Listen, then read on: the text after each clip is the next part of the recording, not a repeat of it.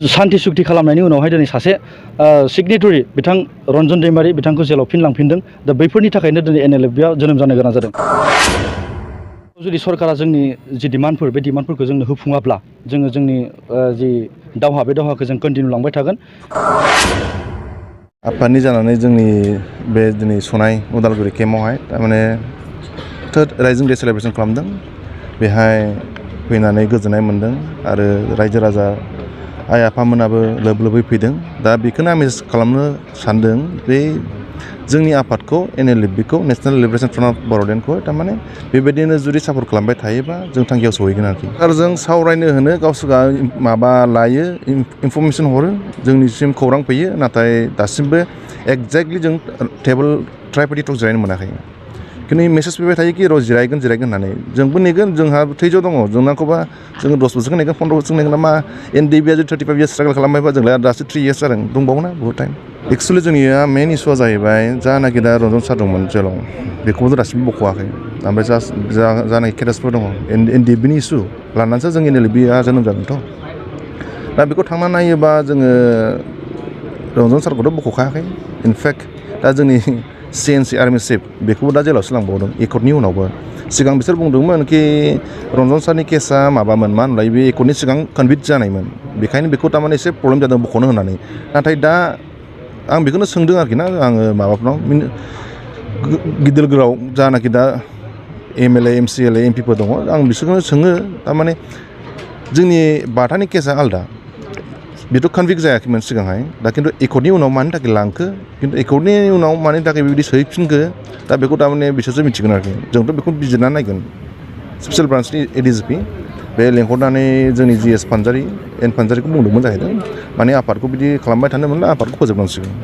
खिन्थु आफादाथ' बिदि फोजोबजानाय नङाना, थांखियाव सहैयाबाथ' जों फोजोबनो हाया। फुलफिला जागोन खिन्थु जों स्ट्रागल खालामबावनांगोन। एथ' सहसै दा बिसोरो जोंनो होनाय नङा, मानो होनबा जोंनि संगठना गोदान 3 इयार्सल' जादों। बेखायनो बिसोरो एथ' सहसै जोंबो मानिनानै लाया।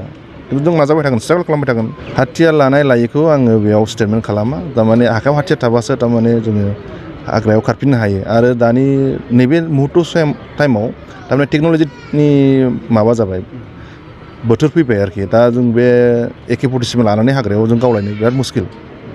दा जोङो माइन्डलिबो माबा जानानै थानांगौ आरोखि, मा होनोमोनलाय प्रिपेयार जानांगौ आरोखि। साइक'लजिकेलि जोङो माबा खालामनो हायो, प्रेसार होनो हायो गभर्नमेन्टखौ, खिन्थु आखायाव हाथियार लानानै गावलायनाया थारमाने ब्लाड सेटआ थारमाने गाज्रि जायो आरोखि। बेनि इस्युखौ आं बुंनो थाङोबा थारमाने दायआ जों गासैनिबो दङ। थारमाने जोङो सोरबा जोंनि बर' लाइमोनखौ जुदि पेनकाउन्टार खालामथारोबा जों रावबो स्टेन्ड खालामग्रा गैला दा। बे मेन इस्यु। सोरबा सासे सानै स्टेन्ड खालामनो नागिरो बेखौबो थारमाने गोजौनिफ्राय दबथायनानै दोनो। दा बेखायनो नों आं गासैबो रायजो राजा स्पेसियेलि दा मिडिया पार्सन नोंसोरो जुदि राइट रल लायोबा खिन्थु बेफोरबायदिया थारमाने खमायलांनो हमगोन आरोखि। नोंसोरो आंखौल' सोंनो नाङा, नों बयखौबो सों बिदिनो डाइरेक्टनो, जाहाथे पाब्लिकफ्रा बुजिलांनायनि आरोखि। BTR एकर्डनि जानाखि दफाफोर मावफुंजादों बबेबा दफाया बिराद मोजाङानो दङ, बेफोर मावफुंजानायाथ' मोजाङानो। खिन्थु बबेबा दफाया थारमाने दा एक्सुवेलि बे NDB-नि केसखौ लानानै बुङो आरोखि ना, हाइनेस नन हाइनेस केसखौ लानानै बेफोरबायदि जाथावनाङामोन आरोखि। दा जुदि सुख सान्थि जुदि थाजोबनो लुबैदोंमोनबा माखासे जेलाव थानानै माखासे राजा जानाय बेखौथ' नों आङाबाथ' फसायनाय नङाना। सोरबाया खस्थ'आथ' बयबो खालामदोंमोन जयैनो, आबसुआनो होन NDB-आनो होन BLT-आनो होन जेनेबा। दा माखासेया जुदि राजा जानानै थायोबा माखासेया जुदि जेलाव थुनानै थायोबा बेथ' मोजां जाया आरोखि जोंनि साननायाव। बेफोरबायदिनि थाखायनो जोङो दा थारमाने बेफोरबायदि NLFB होनाय जोङो मोनसे जांख्रिथायारि माबाखौ लाफिननांगौ जादों। माबासिम होजोंहाय जोङो प्रेसिडेन्टनिसिम जों मेम'रेन्डाम हरदोंमोन, ओमफ्राय प्रेसिडेन्टनिफ्राय जोङो रिप्लाइ मोनफिनदों। थारमाने दा ओमफ्राय बिनिफ्राय मा खालामदों, स्टेटआव थारमाने एसे माबा खालामना दोन्दों आरोखि। थारमाने लिंकखौ थारमाने एसे सिदा खोथा बुङो, थारमाने स्टेट आरो BTC गभर्नमेन्टआ थारमाने आनटाच खालामना दोन्दों आरो बे जिनिसखौ। लिंकखौ थारमाने क्लियार खालामनो हायाखै आरोखि। जुदि लिंकखौ जुदि क्लियार खालामनो हाया दाहालागै ट्राइपार्टि टक जासिगौमोन आरोखि। दङ। दाथ' जोंखौ जानाबायदि खालामबायना, जों फार्स्टआव सानदोंमोन थारमाने जों बेखौ लास्टआव थारमाने सेन्टार जानानै खालामनो सानदोंमोन, खिन्थु दा जों कमप्रमाइस गैला। दा जोंनि मानसिखौ जुदि खालामबाय थायोबा फाइनालि जाबाथ' स्टेटआनो जों नांखागोन, जों नङाबाथ' माथो जिरायबावनो बेथ' गैला। थारमाने जिनिसा मा जायो, डिभाइड एन्ड रुलआ ब्रिटिशफोरनि पिरियडनिफ्राय जाबोदों। बे जोंहा फ्रेगमेन्टेसन होनो जोङो इंलिसावहाय, थारमाने फिसा गावस्रा होनानै थारमाने कब्जा खालामना लायो आरोखि। थिग जोंनियाबो बिदि हाबदोंमोन, खिन्थु बे नङाखि जोंनिया डिभाइड जादों। खिन्थु संख्रि फानलुनि थाखाय न'आव एसे दावराव जायो, बे जालांगोन, थिगानो जालांफिनगोन बे उनावहाय।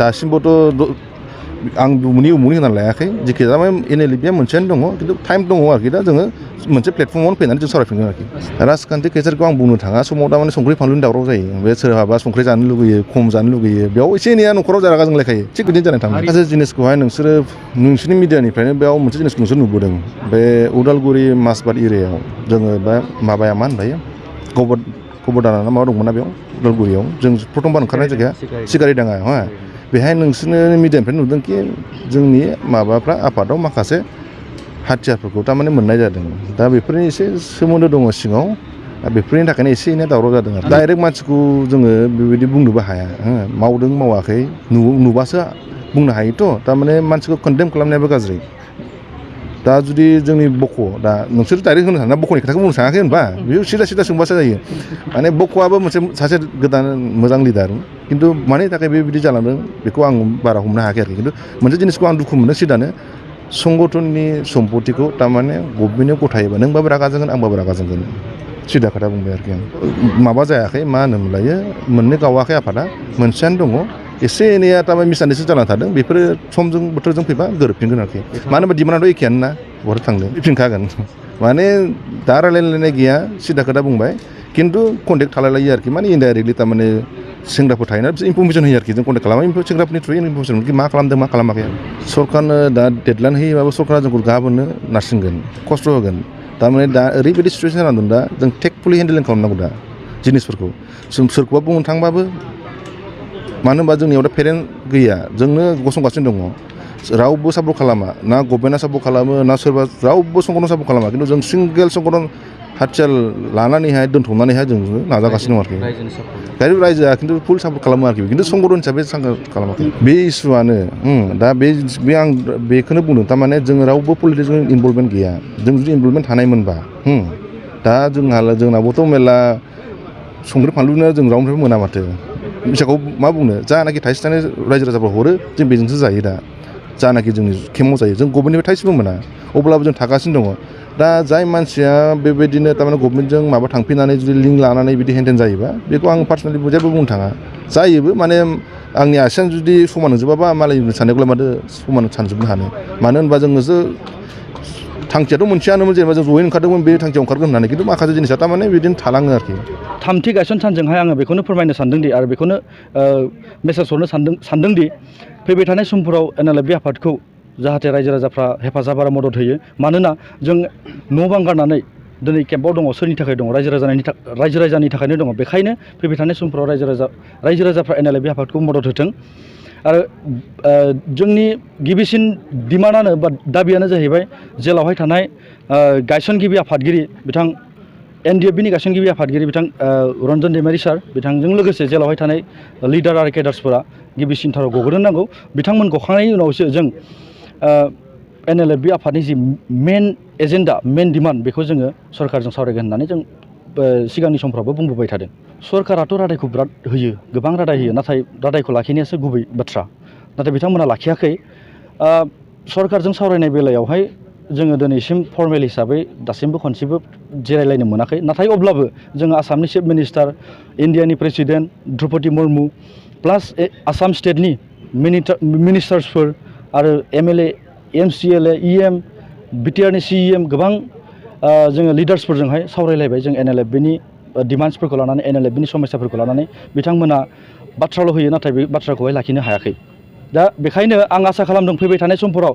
जोंनि जि डिमान्ड बे डिमान्डखौ जाहाथे खोब गोख्रै खम समनि गेजेरावहाय माने जोंनो गथायनानै बर'नि जि आद्रा थानाय माने डिमान्डफोर बै डिमान्डफोरखौहाय जेन सुफुंनानै होयो दिनै NLFB नि जोनोम जानायनि आन्दोआव बेनो मोनसे बाथ्रा दङ सान्ति सुक्ति खालामनायनि उनावहाय दिनै सासे सिगनेटरि बिथां रन्जन दैमारि बिथांखौ जेलाव फिनलांफिनदों दा बैफोरनि थाखायनो दिनै NLFB आ जोनोम जानो गोनां जादों आरो जों बेखौ मोनदांहरदोंदि NLFB नि आर्मि चिफ बिथांखौ सोनायनि आन्दोआवहाय टटेलि पलिटिकेलि कनस्पिरेसि दं आरो जुदिसो पलिटिकेलि कनस्पिरेसि खालामनो आरो नाजादोंब्ला बेनिफ्राय गोजानाव थानाया मोजां जागोन मानोना आफाद मोनसेखौ लानानै आरो सोरबा व्यक्तिखौ लानानै पलिटिक्स दा खालामथों जों NLFB आफादा बेखौनो खावलायो सोरबा आफादखौ लानानै आरो सोरबा व्यक्तिखौ लानानै पलिटिक्स दा खालामथों पलिटिक्सनि जायगायाव खालाम नाथाय हारि आरो आफादखौ लानानै पलिटिक्सखौ दा खालामथों फैबाय थानाय समफोराव जुदि सरकारा जोंनि जि डिमान्डफोर बे डिमान्डफोरखौ जोंनो होफुङाब्ला जोङो जोंनि जि दावहा बे दावहाखौ जों कन्टिनिउ लांबाय थागोन।